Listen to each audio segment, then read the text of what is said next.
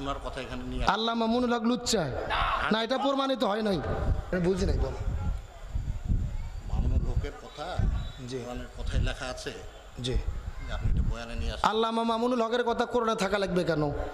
রসুলের কথা ছাড়া আলেম ওলামা গুণ নবী গুণের ওয়ারিস, আল ওলামাউ ওয়ারাসাতুল আম্বিয়া।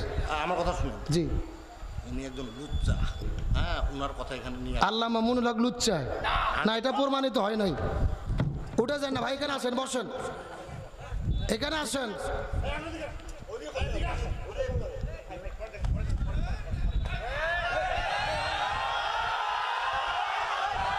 বসেন বসেন বসেন, উত্তেজিত হন না, বসেন, যে যেখানে আছেন বসেন। আসেন বড় ভাই, আপনার উপরে আসেন, ভাই আপনার উপরে আসেন, ভাই আপনার উপরে আসেন, আপনার সম্মানিত মানুষ উপরে আসেন।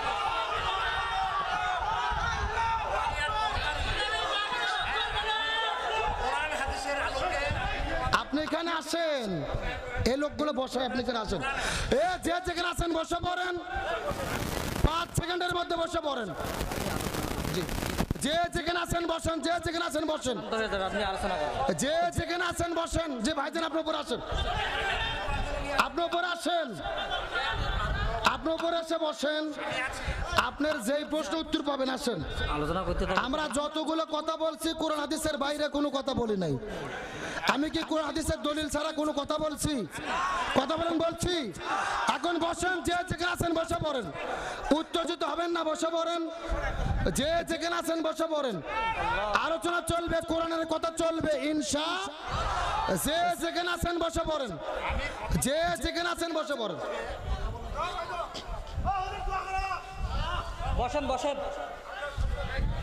আসেন বসেন, যে যে বসেন, আলোচনা চলবে, উত্তেজিত হবেন না, বসে পড়েন। জি, আপনি এখানে আসেন, প্লিজ বলছি আপনাকে, আপনি এখানে আসেন। আপনি এখানে না আসলে পরিবেশ শান্ত হবে না, আসেন এখানে।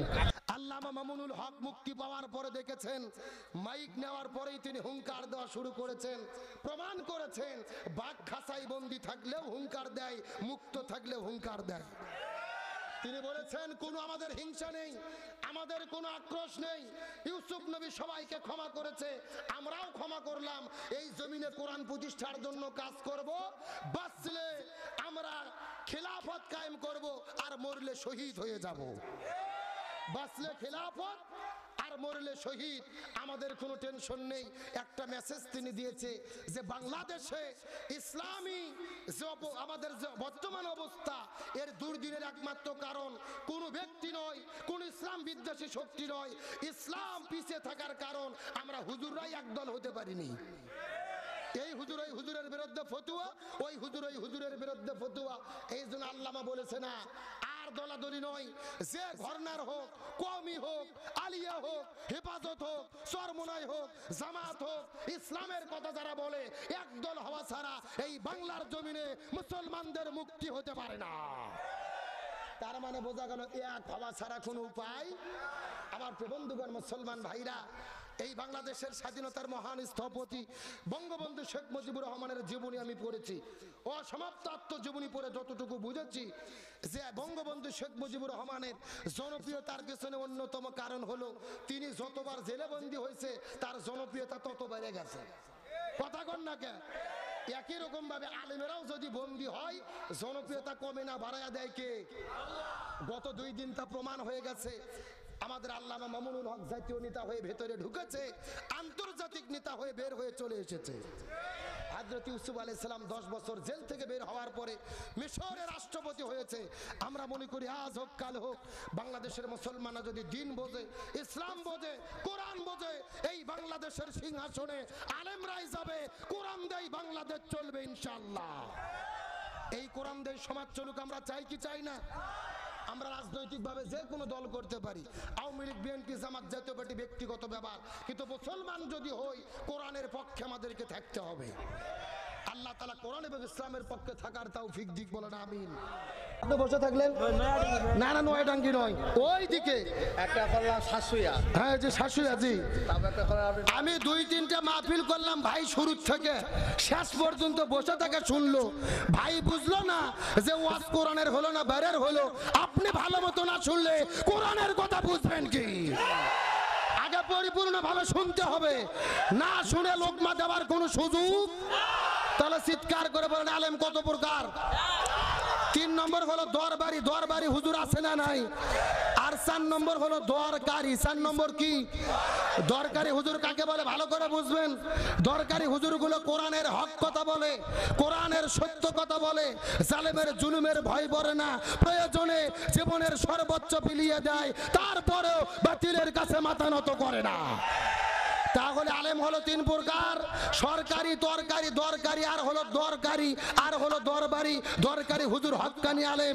এই হক্কানি আলেমদের সঙ্গে থাকবে যারা, জান্নাতে যেতে পারবে তারা।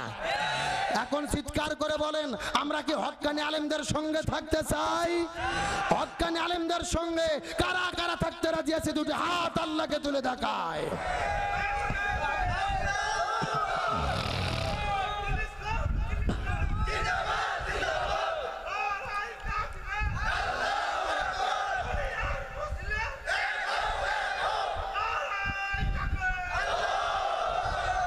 আল্লাহ তাআলা কবুল করুক, বলেন আমিন।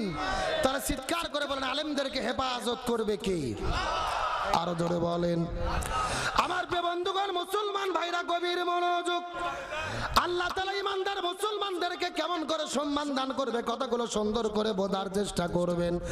আমি আপনাদেরকে একটা সুন্দর করে মেসেজ দেওয়ার পরে আপনাদের মধ্যে থেকে বিদায় নিয়ে চলে যাওয়ার চেষ্টা করব।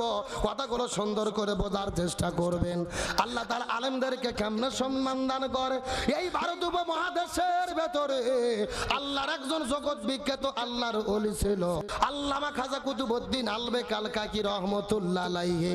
কথাগুলো সুন্দর করে বোঝার চেষ্টা করবেন। আল্লামা খাজা কুতুবউদ্দিন আলবে কালকাকি রহমতুল্লাহ আলাইহি যেদিন পৃথিবীর মধ্য থেকে বিদায় নিয়ে চলে যাবেন, তার মৃত্যুর পূর্বে সমস্ত ছাত্রদেরকে ডাক দেওয়ার পরে ডাক দে বলে, এ ছাত্র তোমরা ভালোভাবে জেনে নাও, আমি পৃথিবীর মধ্য থেকে বিদায় নিয়ে চলে যাব, তবে আমার মৃত্যুর পরে ফোন করে দেবে। এই কথা বলার পরে সমস্ত ছাত্রগুলো কান্না করা শুরু করে দিলেন। হুজুর এটা আপনি কেমন কথা বললেন? আপনি তো ভারত উপমহাদেশের মধ্যে একজন জগৎ বিখ্যাত আল্লাহর ওলি, আপনি বিদায় নিয়ে চলে যাবেন, আপনার মৃত্যুর পরে কেন জানাজার নামাজটা পড়তে পারবো না? খাজা ডাক দে বলে, আমার মৃত্যুর পরে যদি তোমরা জানাজার নামাজটা আদায় করতে চাও, যেই লোকটা নামাজের মধ্যে ইমামতিত্ব করবে, এই লোকের মধ্যে কমপক্ষে 4টে গুণ থাকা লাগবে। এই লোকের ভেতরে কমপক্ষে 4টে শর্ত থাকা লাগবে। এই 4টে গুণের লোক থাকলে ওই লোকটা নামাজের ইমামতিত্ব করতে পারবে রে। আর 4টে গুণ যদি না থাকে জানাজা হবে না, বিনা জানাজায় খাজার লাশটাকে দাফন করা হবে। আমার বন্ধুগণ মুসলমান ভাইরা গভীর মনোযোগ। সমস্ত ছাত্রগুলো কান্না করতে করতে বলে, হুজুর আপনার মৃত্যুর পরে যেই লোকটা জানাজার নামাজের ইমামতিত্ব করবে, ওই লোকের মধ্যে কোন 4টে গুণ থাকা লাগবে বলেন তো দেখি। এমন সময় খাজা ডাক দে বলে, আমার মৃত্যুর পরে যেই লোকটা জানাজার নামাজের মধ্যে ইমামতিত্ব করবে, ওই লোকের মধ্যে 4টে গুণ থাকা লাগবে। তার মধ্যে প্রথম নম্বর গুণ হলো, আমার মৃত্যুর পরে যেই লোকটা আমার জানাজার নামাজের মধ্যে ইমামতিত্ব করবে, ওই লোকটা এমন একজন লোক হবে যেই লোকটা 40 বছর ধরে একাধারে তাকবীরে উলার সঙ্গে ফরজ নামাজের ইমামতিত্ব করেছে। কত বছর বললাম? 1 নম্বর 40 বছর ধরে ফরজ নামাজের ইমামতিত্ব করেছে। এমন সময় ছাত্রগুলো কান্না করতে করতে বলে, হুজুর 2 নম্বর কি গুণ থাকা লাগবে দয়া করে বলেন তো দেখি। খাজা ডাকতে বলে, আমার মৃত্যুর পরে যেই লোকটা নামাজের ইমামতিত্ব করবে, ওই লোকের মধ্যে 2 নম্বর যেই গুণটা থাকা লাগবে, 2 নম্বর গুণ হলো শুধু 40 বছর ধরে ফরজ নামাজ জামাতের সহিত পড়লে হবে না।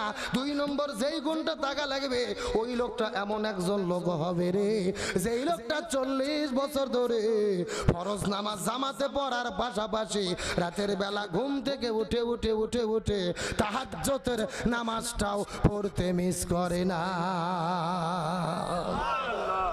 1 নম্বর 40 বছর ধরে ফরজ নামাজ আদায় করেছে, 2 নম্বর 40 বছর ধরে তাহাজ্জুদের নামাজটাও নিয়মিত আদায় করেছে। 3 নম্বর গুণ হলো যেই লোকটা যুবক হওয়ার পরে জীবনে কোনোদিন কোনো মহিলার দিকে ইচ্ছা করে তাকায় নাই, যদি তার নজরটা চলে গেছে সঙ্গে সঙ্গে তার নজরটা ফেরাই আনেছে। আর 4 নম্বর গুণ হলো, আমি আপনাদেরকে জিজ্ঞাসা করি বলেন তো আসরের ফরজ নামাজ কয় রাকাত? আরো জোরে বলেন। এই 4 রাকাত ফরজের আগে সুন্নাত আছে কয় রাকাত? খাজা ডাকতে বলেন, আমার মৃত্যুর পরে যেই লোকটা নামাজের ইমামতিত্ব করবে ওই লোকটা এমন একজন লোক হবে রে, যেই লোকটা 40 বছর ধরে আসরের 4 রাকাত ফরজের আগে 4 রাকাত সুন্নাতটাও পড়তে মিস করে না। এই 4টে গুণের যদি লোক খুঁজে পাওয়া যায় ওই লোকটা নামাজের ইমামতিত্ব করবে। আর যদি 4টে গুণের লোক খুঁজে না পাওয়া যায় জানাজা হবে না, বিনা জানাজায় খাজার লাশটাকে দাফন করে দিবি। চিৎকার করে বলেন তো দেখি, খাজার জানাজার জন্য শর্ত আছে কয়টা? আরো জোরে, সাউন্ড নাই। আপনাদের কি কষ্ট হচ্ছে? রাগ করতেছেন? এই যে আমি বসে আছি একেবারে সোজা, ডান দিকে এক ভাগ বাম দিকে আর এক ভাগ, আপনারা মুখ বন্ধ করে থাকেন। আপনারা বলেন তো দেখি, খাজার জানাজার জন্য শর্ত আছে কয়টা? আরো জোরে, আপনারা মুখ বন্ধ করে থাকেন, আপনারা বলেন তো দেখি, খাজার জানাজার জন্য শর্ত আছে কয়টা? ওরে বাবা, কেন ভাগ করে দেয় না? সাউন্ড বাড়তিছে, তার মানে আপনারা আলসেমি করতেছেন না। আমার বন্ধুগণ মুসলমান ভাইরা গভীর মনোযোগ। ডানে যারা আছেন কথা বলবেন, বামে যারা আছেন কথা বলবেন, মঞ্চে যারা আছেন তারাও কথা বলবেন। সবাই মিলে চিৎকার করে একসঙ্গে বলেন তো দেখি, খাজার জানাজার জন্য শর্ত আছে কয়টা? আরো জোরে, সর হলো না। এই 4টা শর্তের লোক খুঁজে পাওয়া যায় কিনা, আর শেষ পর্যন্ত জানাজা হয় কিনা হয়, এই আলোচনাটাকে মিনিট 15 চলবে। কথা বলেন, চলবে? আলোচনা চলছে, চলছে। তাহলে চিৎকার করে বলেন জানাজার কয়টা শর্ত? আরো জোরে বলেন। আমার বন্ধুগণ মুসলমান ভাইরা গভীর মনোযোগ। রাজ্যও তো গভীর হয়ে গেছে, বেশিক্ষণ আপনাদের মধ্যে কথা বলবো না। একটা মেসেজ দেওয়ার পরে বিদায় নিয়ে চলে যাওয়ার চেষ্টা করব। কথাগুলো সুন্দর করে বোঝার চেষ্টা করবেন। এই 4টা শর্ত দেওয়ার পরে পরের দিনে সকালবেলা ফজর নামাজ পড়ার পরে লক্ষ্য করে দেখা গেল ওই খাজা আল্লাহর ডাকে সাড়া দিয়ে এই পৃথিবীর মধ্য থেকে বিদায় নিয়ে চলে গেলেন। কিন্তু খাজার মৃত্যুর পরে চতুর্দিক থেকে লক্ষ লক্ষ মানুষেরা তার জানাজাটা পড়ার জন্য তার লাশের কাছে এসে হাজির হয়ে গেছে। তার মৃত্যুর খবর শোনার পরে চতুর্দিক থেকে লক্ষ লক্ষ মানুষেরা তার জানাজার তার কাটুনির কাছে আসার পরে চোখের পানি ফেলে কান্না করে করে করে দোয়া করে। এখন আমি আপনাদেরকে জিজ্ঞাসা করি, বলেন তো দেখি, ও ঠাকুর গায়ের মুসলমান, আজকেও বাংলাদেশের ভেতরে আলিমেরা যখন বিদায় নিয়ে চলে যায় মানুষেরা কান্না করে দোয়া করে কি করে না? আরো জোরে বলেন।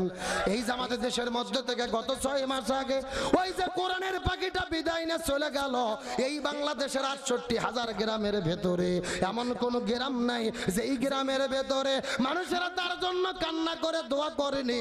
এমন কোন মসজিদ নাই যেই মসজিদের মধ্যে তার জন্য দোয়া হয় নাই। তাম পৃথিবীর ভেতরে 80টা দেশের মধ্যে তার জন্য গায়ে বা জানাজা আদায় হলো। তার মানে বোঝা গেল ওই আলেমেরা বিদায় নেওয়ার পরে শুধুমাত্র কোটি কয়েক মুসলমান নয়, ওই আলেমেরা বিদায় নিলে তামাম পৃথিবীর মুসলমানেরা তাদের জন্য কান্না করে। আমার বন্ধুগণ মুসলমান ভাইরা গভীর মনোযোগ। এই বাংলাদেশের মধ্যে এমনও মানুষ মরে যায়, এমনও প্রভাবশালী লোক মরে যায় যাদের মৃত্যুর পরে মানুষেরা চোখের পানি ফেলে কান্না করে না, অনেকে খুশির ঠেলায় বলে আলহামদুলিল্লাহ। কথা বলেন না কেন? কেউ মারা গেলে মানুষেরা চোখের পানি ফেলে কান্না করে, আবার কারো মৃত্যুর কারণে মানুষ খুশিতে বলে আলহামদুলিল্লাহ। এটা কিন্তু কখনোই ভালো মৃত্যুর কারণ হতে পারে না। এই জন্য একজন কবি বলেছে, যেদিন তুমি এসেছিলে ভবে কেঁদেছিলে তুমি হেসেছিল ভুবন, এমনও জীবন তুমি করিবে গঠন, মরণে হাসিবে তুমি কাঁদিবে ভুবন।